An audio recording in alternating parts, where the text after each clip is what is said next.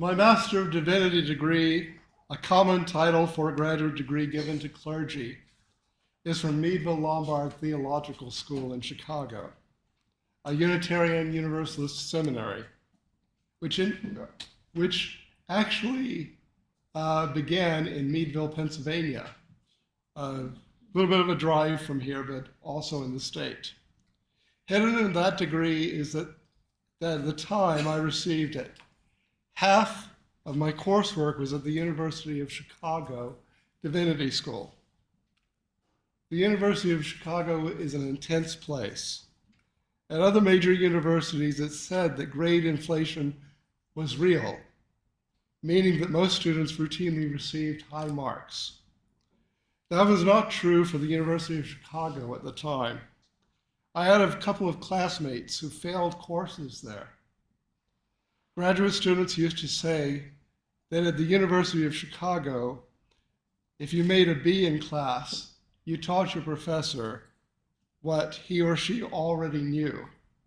In order to make an A, you taught your professor something she or he did not know. Considering these were among the leaders in their academic fields, that was not an easy thing to do. So there I am in a large classroom at the University of Chicago Divinity School. It's the first day of class of a graduate level introduction to Theravada Buddhism. I am seated near the back of the class. Being taller than many people, I know that if I sit up front, I might be blocking someone's view.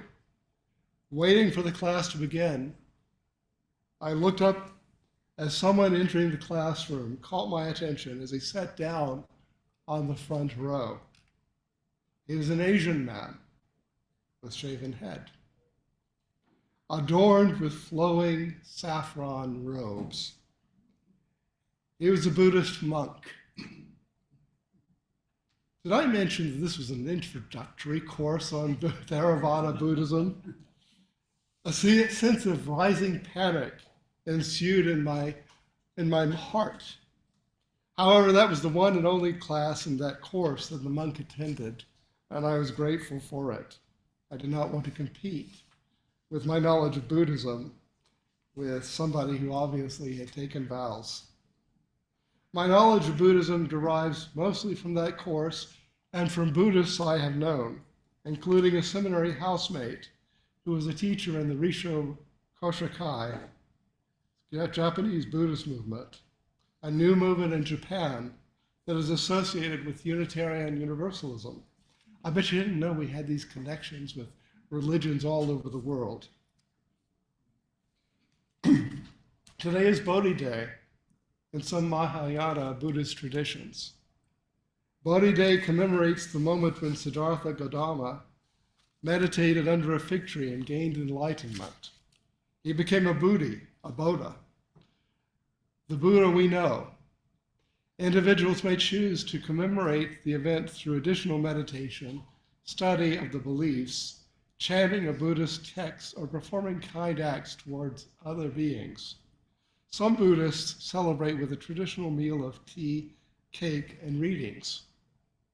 In the Maha Sakara Sutra, Siddhartha Gautama reflects upon entering nirvana and becoming a Buddha by saying that he had lost a sense of self and become connected to the universe that transcended the cycle of life and death and life.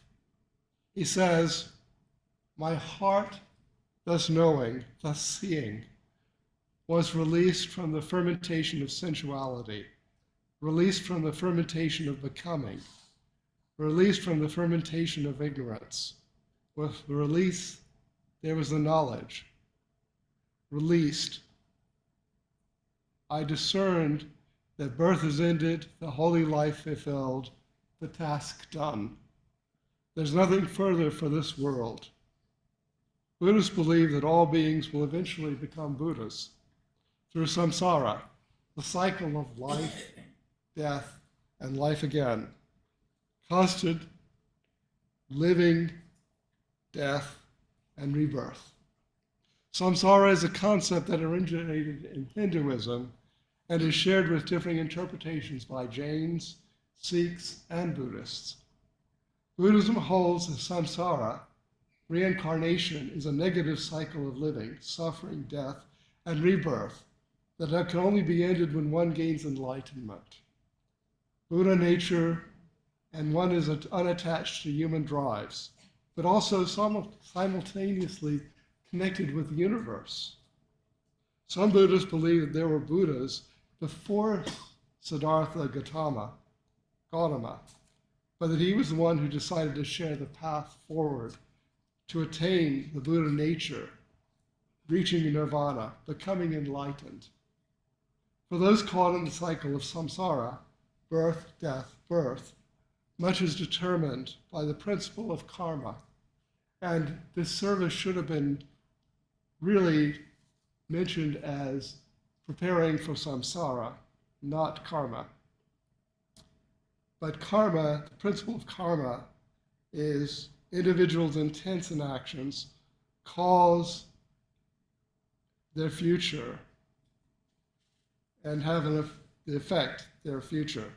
Good intents and good deeds contribute to good karma and happier rebirths, while bad intent and bad deeds contribute to bad karma, and then one can have a happier existence in the next life.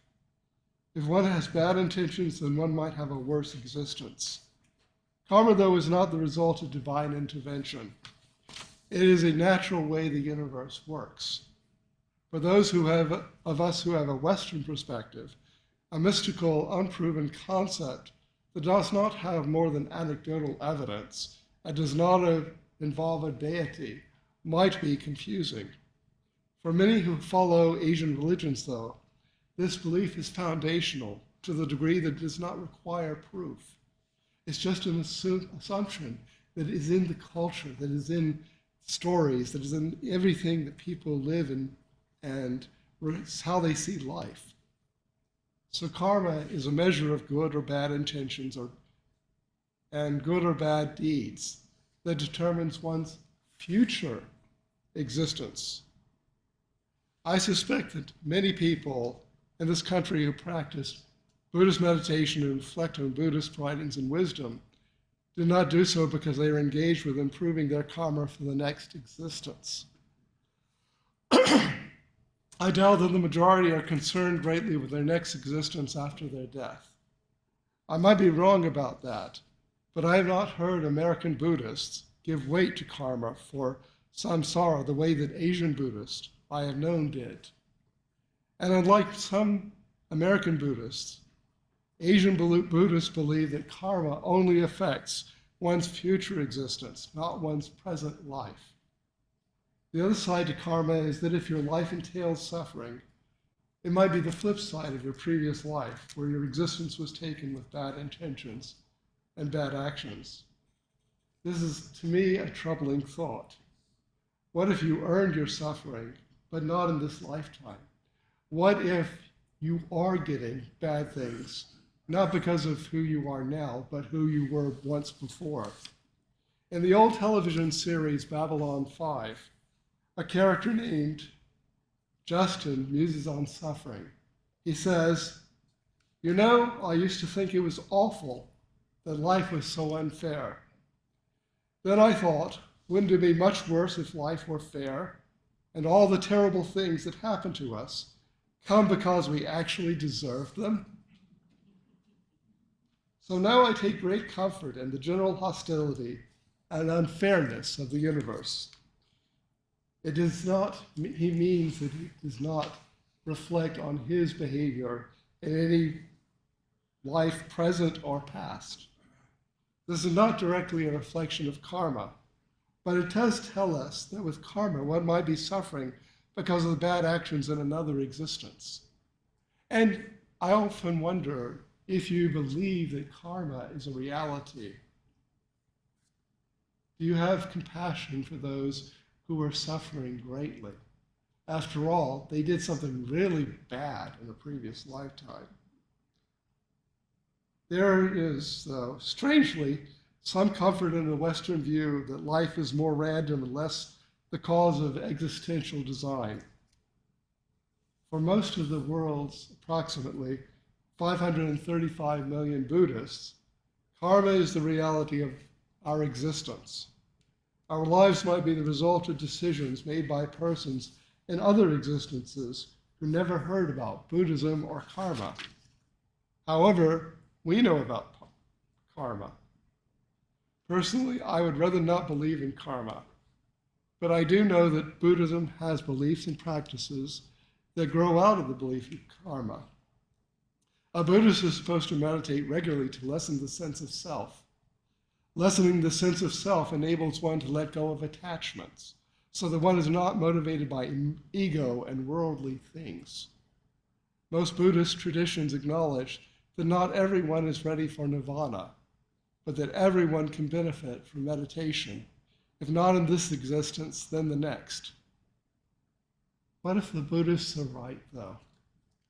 What if we truly are in this cycle of samsara, repeating life constantly over time? How might we get out of it? What might a Unitarian Universalist do? For those Unitarian Universalists who are Buddhists, this is an easier thing for that than it is for those of us who are not.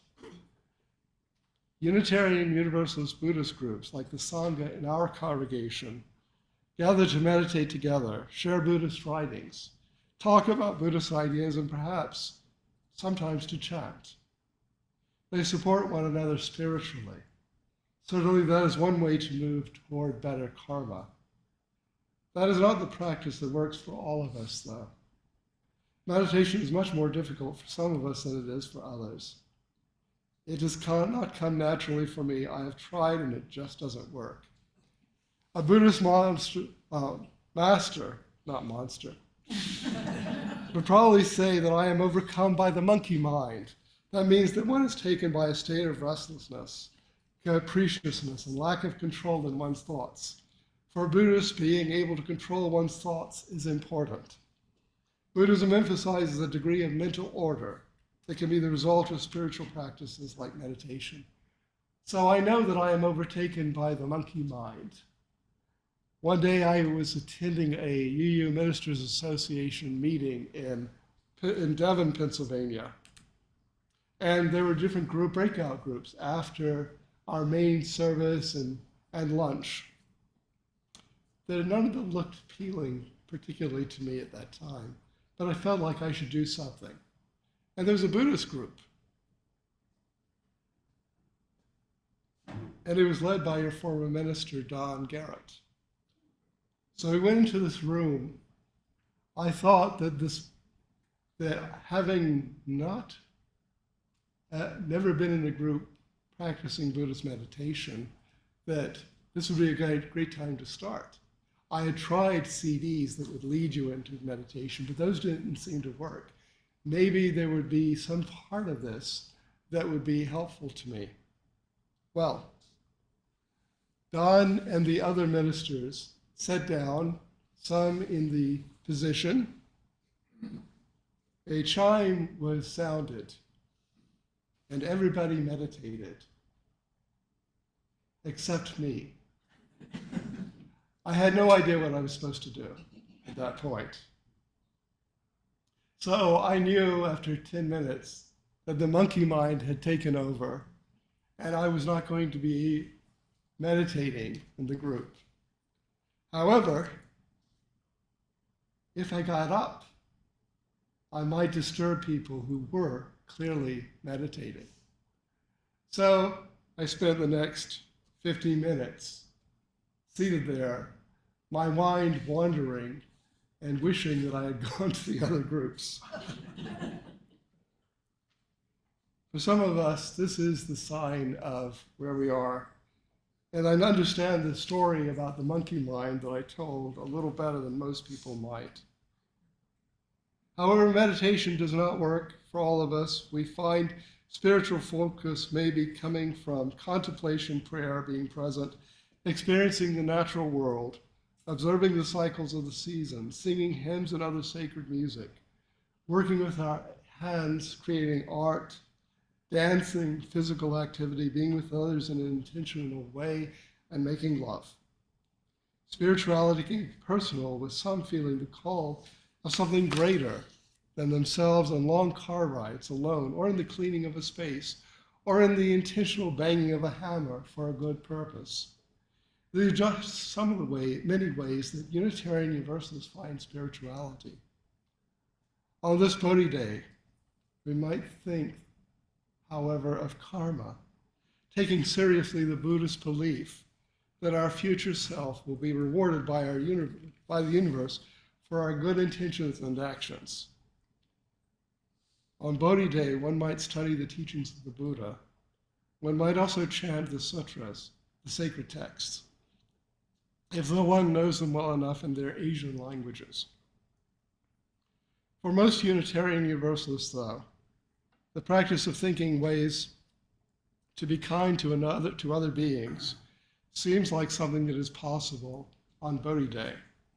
Indeed, doing so is probably one of the most significant aspects of our shared beliefs. We might not share the same spiritual foundation or practices, though we can still connect in the same way to the belief that kind thoughts may cause kind effects. Kindness is something that is a foundational way of being Buddhist, even though, like all religious beliefs, it is not always practiced very well in the larger culture where the faith is grounded. This is a truth that we find in spiritual disciplines, that often Christians don't act like Christ. Jews sometimes miss the mark of their faith. Buddhists and others also miss the mark. Culture does strange things to us. On this Bodhi Day, I ask you to consider thoughts that inspire kindness in your spirit. I believe that everyone has feelings of empathy toward at least some others. Where is compassion especially centered for you? Do you feel the call of kindness toward some people unrelated to you? Do you feel kindness toward an animal or animals? Kindness in this case is most significant when it speaks to empathy for beings who seem unlike oneself. The greater the distance from oneself, the more significant the kindness is. This is not always a simple discipline. It is a challenge to find within ourselves that place that can have some connection. That is only the first part of the exercise in creating better karma. The other is good deeds. How can you do something kind for another being? This is the practice of Buddhism beyond the more obvious spiritual exercises. It is the practice of knowing kindness in oneself and making manifest in real life. It is about finding a place where care lives inside one's mind and making that care present through action. Last week, our music director, Larry Lipkiss, played a melody from Mary Poppins, Feed the Birds. And it's called to kindness for other creatures and kind deeds to them. The song asks the hearer to have compassion and to give. That is what Buddhists mean by good karma. This call to good karma is not something that can be done for oneself. It has to come from the place of great compassion, recognizing the connections between all beings and awareness of suffering. It is the intention, if the intention is only for karmic gain, then the good deed will not increase good karma because the deed was under thoughts of personal gain in the spiritual context. The genuine good karma comes from a place of compassion, from within. Some Christians like to say, you cannot buy your way into heaven. The same is true of karma. Approximately 2,500 years ago, a 35-year-old wandering ascetic holy man in what is now India sat down under a peepal tree, a kind of fig tree. I don't know where fig bushes and fig trees come into spirituality, but they're always appearing, and decided that he would not arise from that spot until his meditative practice found the root of suffering and how to liberate oneself from it. He arose from the Bodhi tree with a new outlook that inspired hope. On this Bodhi day, when we consider his life and teachings, may we also embrace the great compassion, which is the love that is without self or boundaries, and act in ways that make compassion a spiritual practice in this world. So be it. Blessed be. Amen. Namaste.